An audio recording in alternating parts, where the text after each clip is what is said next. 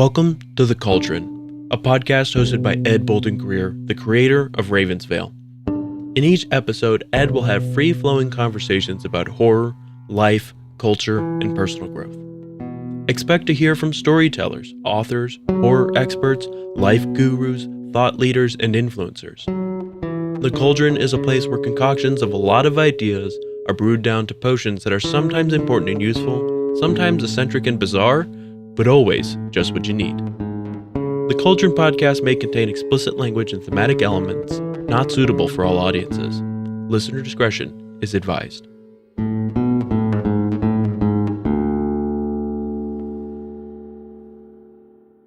Well, hey there, family. Welcome back to another episode of the Vail Cauldron. I'm your host, Ed Bolden-Greer, and this is my co-host, Jacob Gardner, a.k.a. Frady Cat. Hello, everyone. Well, Jacob, how are you doing? I'm doing wonderful, man. How are you doing today? I'm good. Jacob, don't forget, you wanted me to remind you that you needed to make a public announcement today. A public apology today. You lost a bet, dude. I know.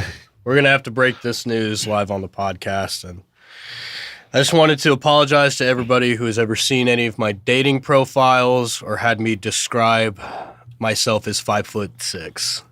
'Cause you're a liar. It is with a very heavy heart. I'm going to try not to get emotional, but I am actually 5'5". How'd you find that out, Jacob? I made a bet. I don't even know what happened at work, but I made a bet that I was 5'6". I legitimately believed I was 5'6". It's on your driver's license. It's on my driver's license. I've told everybody that I'm 5'6". How does that information get on your driver's license, Jacob?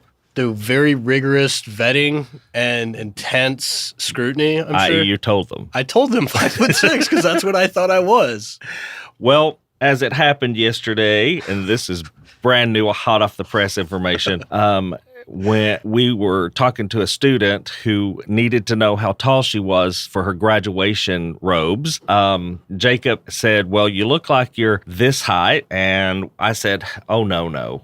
She does not look that tall. And I put something on the wall for Jacob to stand under, and then she stood under it. And then he kind of got a little upset. He stormed off like the little general, going to get a tape measure.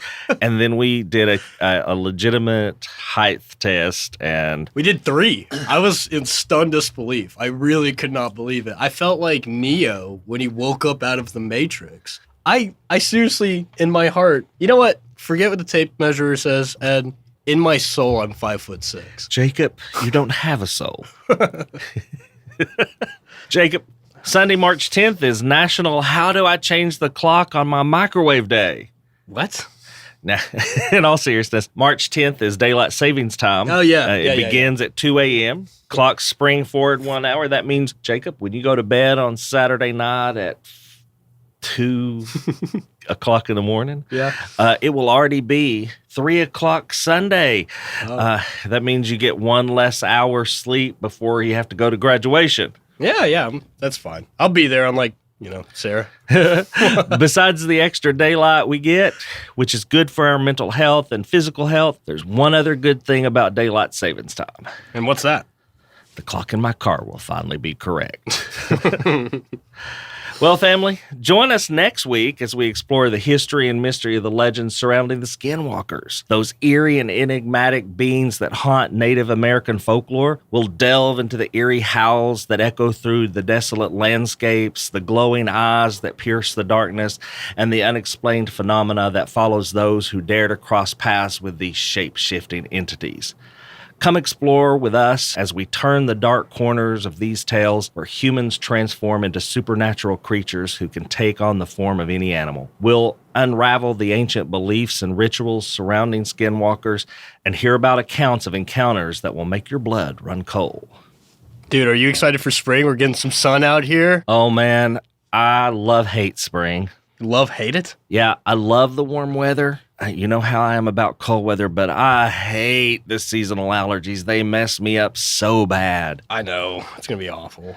Well, as you know, spring's coming on March 19th. Yeah, March 19th. And we'll also be celebrating Ostera. What? What? Ostera. It's a druid festival that celebrates the arrival of spring. Ostera is a time of renewal, growth, and rebirth, a day filled with joy and excitement. So you never heard of it? No, I haven't. Okay, so Ostera is celebrated on the spring equinox, which falls on March 19th this year because of it was a leap year. Yeah. This is the day when the length of the days and nights are equal, symbolizing balance between light and dark. It's a time when nature awakens from its winter slumber and the world comes alive with vibrant colors and fresh scents. One of the key symbols of Ostera is the egg. Eggs represent new beginnings and the potential for growth. During the festival, people often decorate eggs with beautiful colors and patterns and may even participate in like egg rolling contests. Okay. It's believed that rolling an egg down a hill can bring quick luck and fertility for the coming year. Another important symbol of Ostera is the rabbit. Oh. These animals are associated with fertility and abundance. Yeah. And in many cultures, the hare or the rabbit is considered a sacred animal and is believed to bring blessings and prosperity. During Ostera, you may see images of hares and rabbits displayed on homes and gardens or even in festive decorations. Ostera is a time for planting and gardening. It's the perfect opportunity to start sowing seeds and preparing the earth for a bountiful harvest. Many people take this time to connect with nature, spend time outdoors, and appreciate the beauty of the natural world. It's a time to embrace the energy of growth and renewal. In addition to the traditional symbols and activities, Ostera is often a time for reflection and personal growth. It is a chance to let go of the past and welcome new beginnings. It's a time to set intentions and goals for the upcoming month and to take a step towards self-care and self-improvement. Whether it's starting a new hobby, pursuing a passion, or simply taking time for yourself, Ostera is a reminder to embrace change and the possibilities. So, as we approach Ostera in 2024, let's celebrate the arrival of spring and all things beautiful and magical. Let's honor the cycle of nature and the potential of growth and transformation. Whether you choose to participate in traditional rituals or simply take a moment for appreciation of the changing seasons, Ostera is a reminder that life is full of possibilities and that we are a part of the larger and interconnected world. Let me get this right. Huge emphasis on rabbit, huge emphasis on eggs. They decorate the eggs. They run around chasing eggs. Mm-hmm. This sounds a lot like the Christian holiday Easter. Literally and figuratively, it turns out that Easter actually began as the pagan festival Ostera. Following the advent of Christianity, the Easter period became associated with the resurrection of Christ during the spring equinox. And then in 325 AD, the Nicene Council determined that Easter would fall on the Sunday following the first full moon after the spring equinox and not on the equinox. Huh. Chalk it up to another holiday that they ripped off from the pagans, man. Yep. Jacob, are you ready for the would you rather questions? Oh, yeah, man. I love these. Let's do it. Okay. So I have an unusual one for you today. Okay. Would you rather share a toothbrush with your partner or have to wear their dirty underwear? Oh, dude, that's so easy. It's definitely a toothbrush, for sure. In fact, I do that quite often, to be real with you. You're nasty, man. Oh, no, I don't want their spit in my mouth. That's disgusting. No, as you all know, I'm a little bit of a germaphobe too, and I would share a toothbrush with Jared, but nobody else I've ever dated would I have. Me and Zach have shared toothbrushes. Here again, you're nasty, man. He's my twin. Well, have you worn his dirty underwear? There's been times. Okay, you're nasty, man. All right, I got one for you. Okay. All right. Would you rather meet someone famous from history or someone famous from a book? Wow. Can I make some rules about it? Like, there's somebody I would like to meet from a book, but I don't want to have anything to do with them. I just want to be able to talk with them and interview them. Okay, let's say 3-hour interview. But they can't hurt me, right? Okay, yeah. Okay. I think there's a serial killer that in one of the Poppy Zebright books that is from London. Okay. England. And not London. Not London, Kentucky. Thank you for... and I found the motives that were written into his character so bizarre that I think I would like to find out more about that. Like, it was so bizarre. That book, Exquisite Corpse, it is not a book for everybody. Yeah. You have to be able to handle some gore and some trauma. It is definitely not a book for you, Jacob. No. But I think that's probably the one. I'd also like to go back and just talk to, like a couple of people in history, but that's going to be my answer. Okay, well, that's a good answer. I would want to meet the Hungry Caterpillar. That was a book that I just finished recently. I'm working my way up. I didn't even think about those things. Yeah, so I'd like to meet him, see what he's up to. Yeah, you didn't tell me I could choose something not human. That might have changed things. Well, family, I thought it might be interesting to talk about some of the upcoming horror flicks coming out this month. March has so many titles coming out. It's like an early Halloween gift for all of us horror nerds. So, Jacob, I thought it would be fun to go through a list of 10 of these and see which of these movies you would be willing to see. Sure. You know what? I'll keep a running tally and figure out which one I would want to go watch. Okay. The first one on the list is Amelia's Children. Okay. Come out March 1st, 2024. Edward searches for his biological family in Portugal. He finds a villa and reunites with his long-lost mother and twin. Hey, all right. Hey. But their shared past holds a dark secret that will forever change his understanding of his identity and origins. That doesn't sound too scary. I feel like that's more like suspenseful. But my question is it going to be in Italian the entire time? Or wait, Portugal. So Portuguese? I don't think so. I don't know. It's probably subtitled. They probably have a dubbed version as well. If it's dubbed, I'll watch it. If I have to read the entire time, probably not. I'm going to put that low on the list. Okay. The next one is Mickey Mouse's Trap. Comes out March 1st, 2024. Oh, yeah. Mickey Mouse's Trap makes light of a group of teens being butchered by a masked killer. Can you guess what the killer's dressed as? I can only speculate. In a theme park, of all things. As they try and escape, the killer plays a twisted game of cat and mouse. Boo. And although it's not as serious of a horror film, there are hilarious, cliched, scary movie lines throughout. Mickey will forever appear in your nightmares, Jacob. This is that movie ever since, was it the Steamboat Willie copyright finally expired? Yep. Oh, yeah, dude. This one's in the top 3 of one I would want to watch. That seems hilarious. The next movie is Imaginary. Comes out March 8th, 2024. Hey, you know what else happens on March 8th? Oh, God. Ed's birthday. Yep. Oh, yeah. Everybody write him a nice happy birthday, March 8th. Save it in your calendars. It's basically a holiday for me. Yep. I'll be turning a year older. So solid 35. 35, is that where we're at? 32. Imaginary is about a woman's return to her childhood home to discover that the imaginary friend she left behind is very real and unhappy that she abandoned him. From the cover of this movie, it looks like the imaginary friend was a teddy bear. Oh, okay. So, yeah, this I could watch this one. It reminds me of like if I ever find my old Tamagotchi from when I was a kid. The next movie also comes out on March 8th, and this one, I have to say, this one kind of scares me. Okay. The Tale of the Pied Piper has a dark history from the 13th century where a group of children follow a man playing a flute never to be seen again. In a reimagining of the story, the Piper tells the story of a composer finishing off her predecessor's cursed concerto, rousing a possessed spirit that attaches itself to the listener.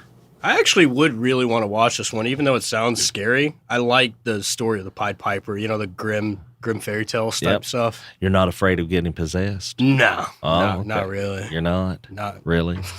Maybe when we do our paranormal investigation of the school, I'll be scared. Coming soon. Oh, God. The next movie is called Night Shift, and this one also comes out on March 8th. Working a graveyard position at a diving inn is already scary enough with the seedy characters you would expect to meet at such a location. Night Shift takes that fear a step further with a seemingly haunted establishment and a lone female, Gwen Taylor, left to deal with the oddities of the night. Attempting to ignore her terrifying visions, the night takes a turn when a very real threat from her past reemerges. I'm almost certain that I know where they filmed this because me and Zach stayed at a divey inn outside of Gainesville, Florida last year. I'm quite sure of that. It was probably scarier than anything this movie is going to have. Okay. The next movie comes out March 13th. It's called Blackout. When a man finds himself suffering from amnesia the night of every full moon, many of us will be able to guess what might be happening, right? Blackout brings this tale to a small American town where a painter, played by Alex Hurt, believes he is turning into a beast on these nights known as a werewolf. You've heard of those before. Oh, yeah, man. Shapeshifters. Lichens. The town, however, is plagued by corruption, and the painter would like nothing more than to target the individuals responsible, of course, using his curse for revenge. I think it would be fun to watch this. We should do an episode on, is it called lycanthropy? Lycanthropy. Yeah, I think that would be fun. We can write it off our taxes that we were doing this for research, right? Yep. The next movie is You'll Never Find Me. Comes out March 22nd, 2024. This horror movie centers around a man in a desolate trailer who, as a mysterious woman, seeks shelter with him during a stormy night.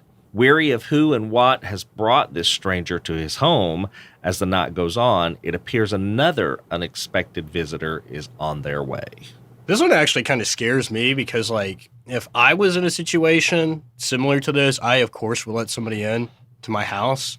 But, yeah, what are they running from? Ugh. Seems dark to me.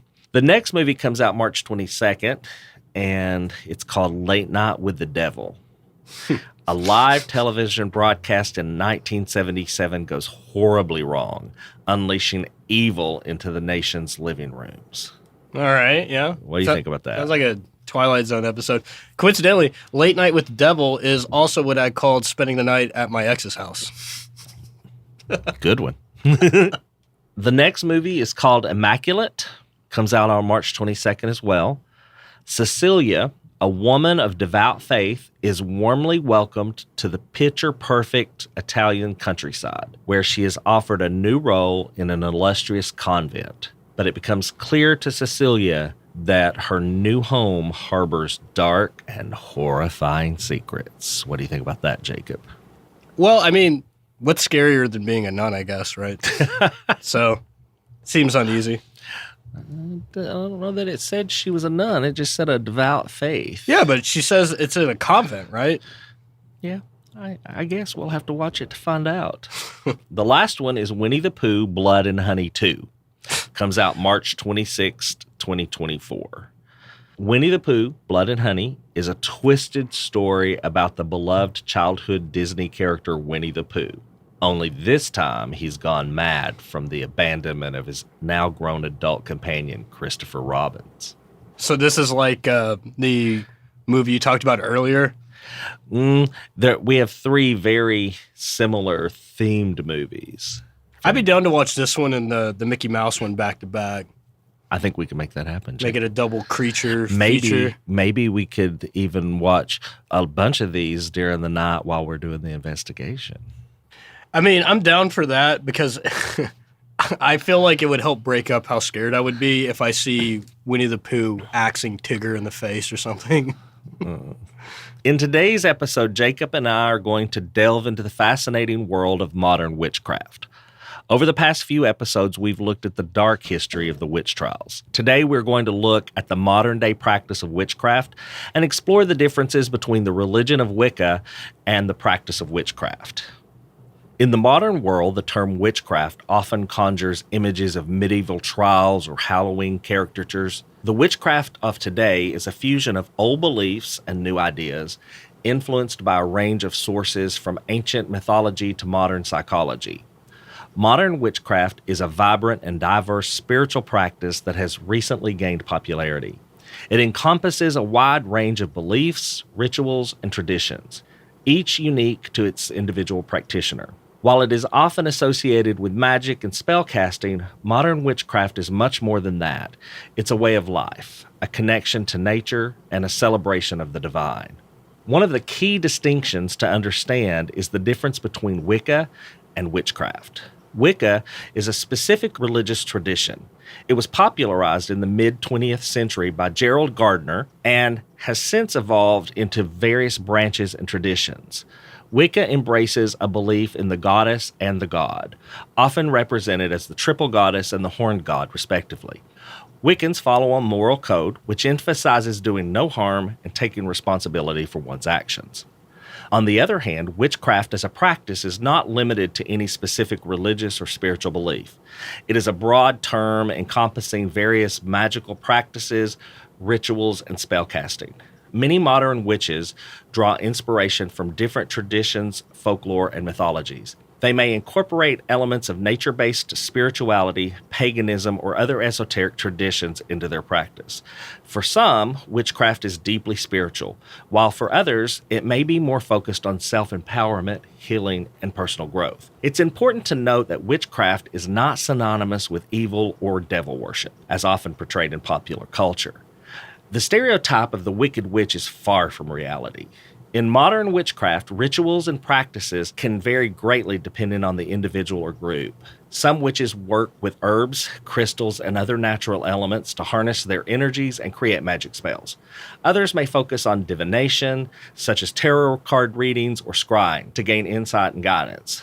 Moon phases, astrology, and seasonal cycles are often considered significant in witchcraft as they are believed to hold energetic influence. While the practice of witchcraft can be profoundly personal and individual, many witches also find community and support in covens or other groups. These gatherings provide opportunities for learning, sharing knowledge, and celebrating together. The sense of belonging and connection to like-minded individuals can be a powerful aspect of the witchcraft experience. So, Jacob, did you do your homework? I certainly did. Tell us what you found. Okay, so as a quick disclaimer to anybody that may be listening that is a practicing Wiccan or witch, I want you to understand that I went into this one almost completely blind. I had heard of Wicca, I had heard of witchcraft and witches, obviously with the research we did in the previous episodes.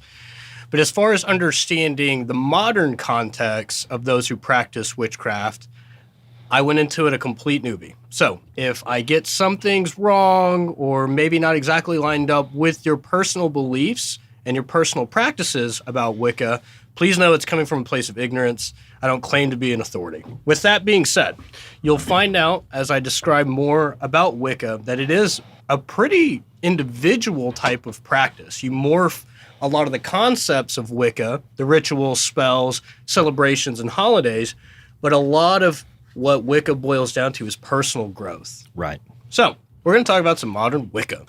Modern Wicca typically revolves around the worship of nature and a reverence for the divine as immanent in all living things. Some of its main tenets include honoring the cycles of the seasons, respecting the balance of masculine and feminine energies, often represented by god or goddess. Most of these concepts come from books called Witchcraft Today and Witchcraft Tomorrow, the authors of which I will talk about later on in the episode. But the deities, god and goddess, often are associated with the birth and death cycles, the beginning and end, feminine and masculine, respectively. All of them ultimately are associated with nature, fertility, and the ultimate cycle of life and death. The goddess, often depicted as the triple goddess, the maiden, the mother, and the crone, embodies the feminine aspects of creation, nurturing, and transformation. She is revered as the source of life and the embodiment of the earth and the moon. The god, often depicted as the horned god, or something I kept seeing a lot was the Green Man. The Green Man, yeah. Oh, yeah. And not the Jolly Green Giant, but the Green Man, embodies the masculine aspects of strength, vitality, and renewal. And he brings spring. He definitely does. We're waiting for you, Green Man. He's associated with the sun, the seasons, and the wildness of nature, symbolizing the cycle of birth, growth, death, and, most importantly, rebirth. In the Wiccan belief, the god and goddesses are seen as equal and complementary forces, representing the balance and harmony of the universe both externally and internally. They are invoked and honored in rituals and ceremonies where practitioners seek to connect with their divine energies and receive guidance, blessings, and inspiration. Practicing magic is often associated with Wicca. Also, magic in a lot of traditional Wiccan terminology is spelled M-A-G-I-C-K, or just K, no C, so magic, for positive purposes and adhering to the Wiccan Rede. So the Wiccan Rede, for those who aren't familiar with what it is, it's got a lot of different interpretations, but it can essentially be boiled down to, and it harm none, do what ye will. So basically, hey, if it's not going to hurt anybody, do what you want, which I think is pretty cool, especially when you consider the previous episodes that we talked about how witchcraft was always associated with somebody doing something evil to somebody else. The main tenets of the Wiccan belief, it's all underpinned by the idea of as long as you're not hurting anybody, you're okay with it. And magic, even though, especially in some contexts of like Christianity and stuff like that, it has a negative, evil connotation to it. But magic in the Wiccan belief system is only positive for the most part, too. Right. For a lot of people who are trying to conceptualize Wicca, especially in the modern sense, and compare it to an established religion, I found some comparisons that I think is going to make a little bit more sense, because the most important, so for people trying to kind of compare the Wiccan belief system to a modern established religion that you may be familiar with, it's important to note that there are a lot of major differences that occur. Wicca, for starters, doesn't even have like a set of commandments found in a majority of other religions, like the Pillars of Truth in Islam, the Eightfold Path in Buddhism, or the Ten Commandments in most Judeo-Christian beliefs. But again, there are sort of the main tenets of Wicca, which is the Wiccan Rede again, and it harm none, do what ye will. But another one that I thought was really interesting is this concept of the threefold law. This belief is that the energy that one puts out into the world will return to them threefold. And a lot of the research that I did says this works both ways. If you speak positive and you're like, things are going to go my way, I'm going to try to help somebody else out, that positive energy gets returned to you threefold. But then if you're really negative, you're manifesting a lot of really bad feelings about it, it's coming back and it's really going to be self-fulfilling prophecy. Karma works both ways. Yeah. The concept of karma is almost perfect for this. But these both emphasize personal responsibility, harmlessness, and the importance of ethical behavior in your Wiccan practice. So, Jacob, I think it's important for our listeners to understand that there is a difference between a Wiccan practitioner and someone who practices witchcraft. Yes, there is, very much. Because there are Christian witches, there are Buddhist witches, and so there are also Wiccan witches. Being Wiccan doesn't necessarily mean that you practice witchcraft in its entirety. Exactly, yeah. A lot of the time, these both get lumped together. So one way that you can kind of understand the main difference between the two is Wicca is kind of like an established belief system in a religion, but witchcraft could even be something as simple as traditional customs, rituals, dances, spells, religious ceremonies that somebody in a tribal environment may do. So if you're looking at it as a black and white thing, you can look at it as Wiccan is the belief system, witchcraft is the practice. But they cross paths, they're not on top of each other. Right, they're not the same thing. So I kind of looked into some research on how to practice Wicca. Practicing Wicca can widely vary depending on your own individual beliefs and traditions, but there are some common elements. The main ones being honoring nature. That is a very big central concept of Wicca. Celebrating the seasons and the changes during those seasons are very important when working with magic for positive purposes. And while there are no central authorities or governing bodies in Wicca, there are organized traditions or covens led by high priests or priestesses who guide members in rituals and teachings. One thing that I thought was really, really cool is that, Stonehenge? The modern Wiccan society that exists in that area, they hold a lot of equinox festivals and stuff. A lot of people really believe that Stonehenge was invented to kind of coincide with kind of like a pseudo calendar that the pagans in the area would then celebrate and build their altars and whatnot there. Right. But the important thing about Wicca is that while you do see these kind of larger displays like at Stonehenge where there's a large group of people, a large gathering of sorts, a vast majority of practitioners of Wicca, especially in societies where you typically don't want to tell people you're a witch, Wicca can be practiced solitary. The interesting thing about solitary Wiccan practices is that it starts to really become more of a personalized journey with your belief system. Your rituals, the spells and stuff that you cast comes from a very inward-facing type of transformation. You're not trying to change the world around you per se. Wicca can also be considered a spiritual path and a religion at the same time. But again, it lacks that centralized hierarchy and dogma found in many organized religions like Christianity. So in Christianity, especially if you're like Catholic, you look towards the Pope. He's kind of the leader of that religion. And while there are some very prominent priests and priestesses in the Wiccan organization today, they're not looked at as this ultimate authority that dictates the day-to-day practices of most Wicca followers. What are some of the practices, you might ask? Practices may include, but are not limited to, rituals, spell work, meditation, and that's a big one that I keep seeing quite a bit, and working with symbolic tools such as the athame, which is a usually black-handled, double-edged dagger, various wands, chalices, and the pentacle.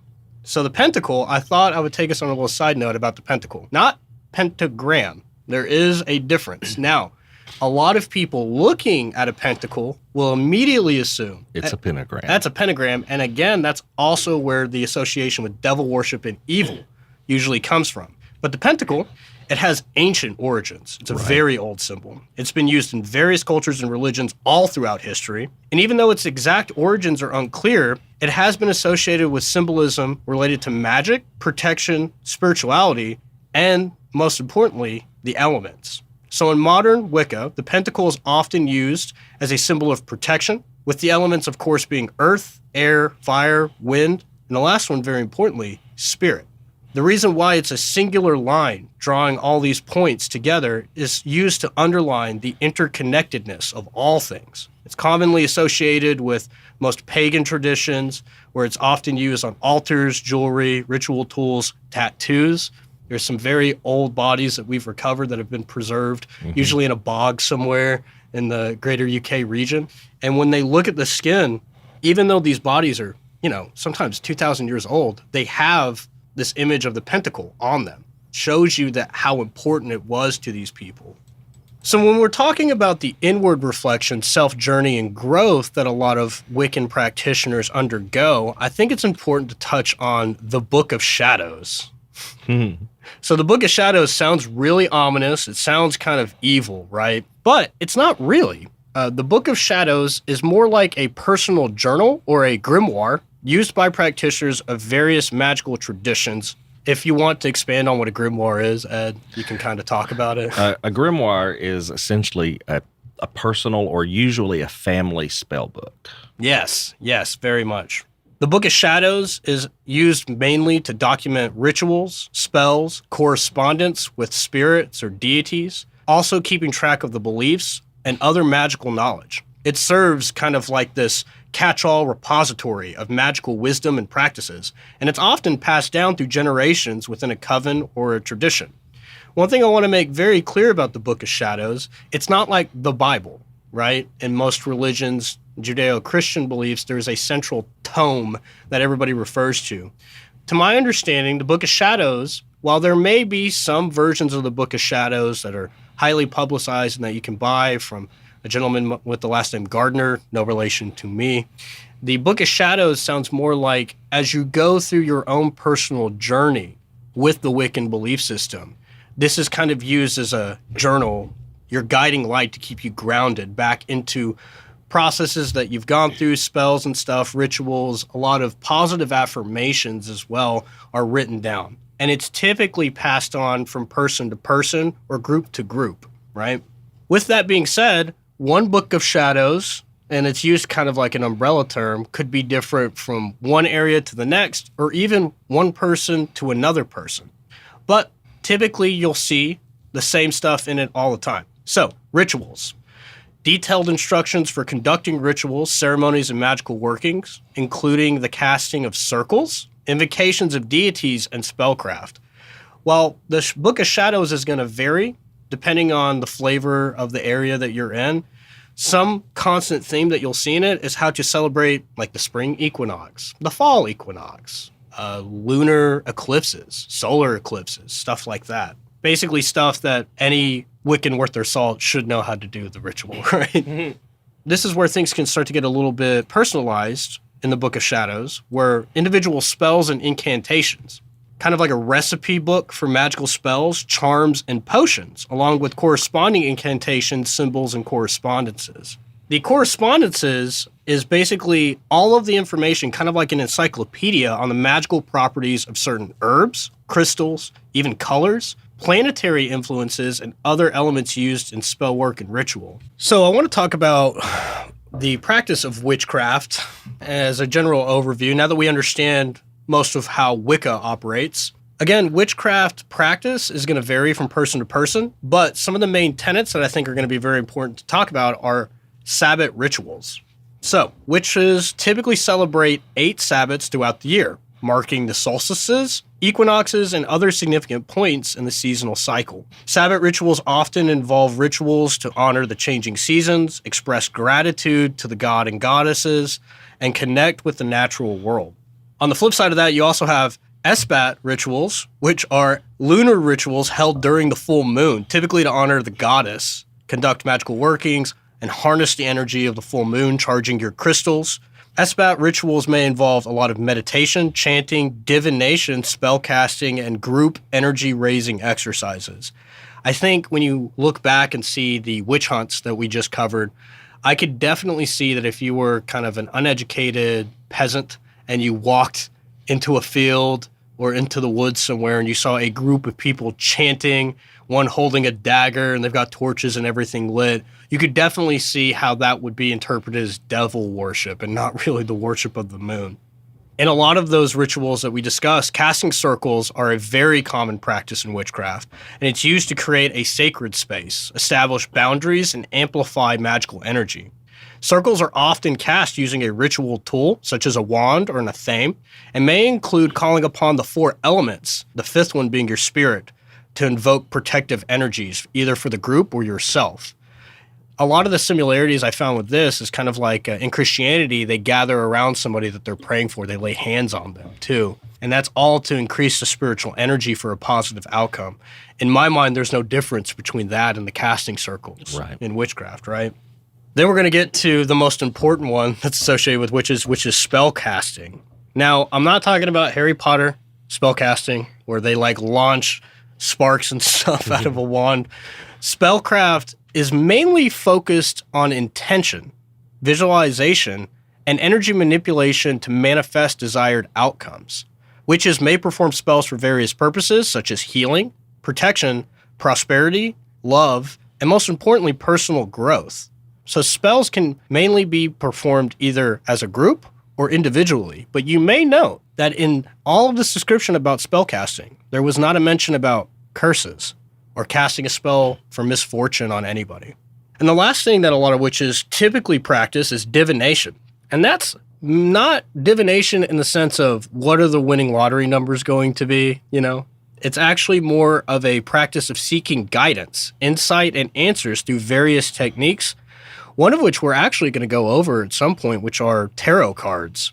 Also the reading of runes, scrying, which could be like reading twigs and branches that have fallen a certain way, bones from an animal, entrails of an animal, and that was actually very, very common in the ancient world, and pendulum dowsing. Most people around here in Appalachia have actually heard of like dowsing rods. That's a form of witchcraft.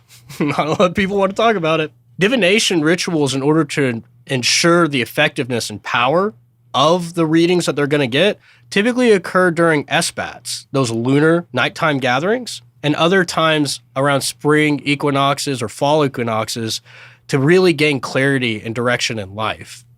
And these are just some of the common rituals that are typically performed by witches. The specific practices and rituals obviously are going to vary depending on the intention of the individual casting it, the environment that they have found themselves in, and also just the individual preferences of the practitioners or covens. Also, a coven, for those who don't know, is a group associated with witches, which is interesting because the word coven, when I did my research on it, remained largely unused in English until about 1921 when Margaret Murray promoted the idea that all witches across Europe met in groups of 13 that they called covens. I would be remiss if I didn't bring up probably the main grand poobah of witchcraft, who really brought it into the modern era as we know it today. His name was Gerald Gardner. He was born in 1884 and lived all the way to 1964. He's widely considered as the father of modern Wicca and witchcraft, and he was instrumental in popularizing and formalizing modern Wicca in the mid-20th century. He also founded Gardnerian Wicca, which is one of the earliest and most influential traditions of modern witchcraft. Most witches that you talk to, they can trace a lot of their belief system back to this singular person. He wrote a lot of really important books that a lot of people tend to buy and read and study when trying to practice their own form of witchcraft and Wicca, and it had the name Witchcraft Today. But to give you the long and short of Gardnerian Wicca, it really emphasizes the worship of nature overall, even more so than yourself, the practice of magic, and the celebration of the divine in both feminine and masculine forms. I think this was really, really awesome, mainly because around the time that he was really promoting this type of ideology, it was really a patriarchal type of thing. The man is the savior, you know? But with Gardnerian Wicca, he really talked about the importance and power of femininity, that it shouldn't be something to dismiss or fear the way that it traditionally always was. It should be celebrated and used to enhance your own sense of masculinity. And of course, with the Wiccan belief system, witches and witchcraft, I would be really embarrassed if I didn't bring up one of the partners to Gardner who actually helped form even more of what we understand as modern witchcraft. Her name was Doreen Valente, all right? She is considered the mother of modern witchcraft. Valente worked closely with Gardner and helped codify Wiccan rituals, beliefs, and practices. She wrote a lot of very important books, including the sequel to Witchcraft Today, called Witchcraft for Tomorrow, and the rebirth of witchcraft. Also, Valente is credited with crafting that Wiccan Rede, and at harm none, do what ye will. I think one of the main drivers for Valente to be involved in Wicca, again, she was around this time period where there was a lot of cultural revolution happening, especially with the rise of like feminism and everything like that. Valente really looked at the Wiccan belief system and the practice of witchcraft as a very important spiritual tool for empowerment. She was a huge advocate for religious freedom and the rights of Wiccans and pagans in general in the UK, speaking out against discrimination and prejudice against their belief system, and then also using the belief in oneself and personal growth to empower a lot of young women that were probably turned away from the typical overbearing traditional Abrahamic religions. So shout out to both Valente and Gardner. They made some of the coolest witches and I guess male witches as well that we see today. And I think through their influence, their sense of empowerment for the individual is what I take away mainly from Wicca and witchcraft as a whole. One thing that I will mention, you said male witch. That's a more PC thing today. I mean, male witches in the past were called warlocks. Yeah. And today, male witches are just called witches. Yeah, exactly. You know, everybody's being put on an equal level there. Well, family, that's it for this episode of the Ravensvale Cauldron. We hope you found it insightful and intriguing. Modern witchcraft is a diverse and evolving spiritual practice, not a religion, that embraces the power of nature, magic, and personal transformation. It offers a rich tapestry of tradition, rituals, and beliefs. Whether one identifies as a witch, a Wiccan, or simply a spiritual seeker, the practice of witchcraft can be a source of empowerment, connection, and personal growth. So, as we end today's episode of the Ravensvale Cauldron, Ed and I wanted to take a moment to thank you guys for listening. Thank you for being part of our magical journey. Your unwavering support and avid listenership really does mean the world to us. I'm Ed Bolden Greer. And I'm Jacob Garner. We hope you enjoyed this episode. If you like what you've heard, make sure you join us next week as we explore the history and mystery of the legends surrounding the Skinwalkers. Now, family, you adults have a few chores to do. Go on over to ravensvale.com and see about doing your chores on social media. Follow us on all the social media platforms that we've made available just for you folks. Like, listen, subscribe, and follow wherever you listen to podcasts. And if you don't mind, leave us a good rating and a kind comment. You can find the Ravensvale Cauldron podcast on your favorite podcast platforms. And if you haven't already, search for Ravensvale Cauldron Podcast. And again, make sure you hit the follow button to stay up to date with our latest episodes. Oh, and tell a friend about us, won't you? So until next time, family, see you soon.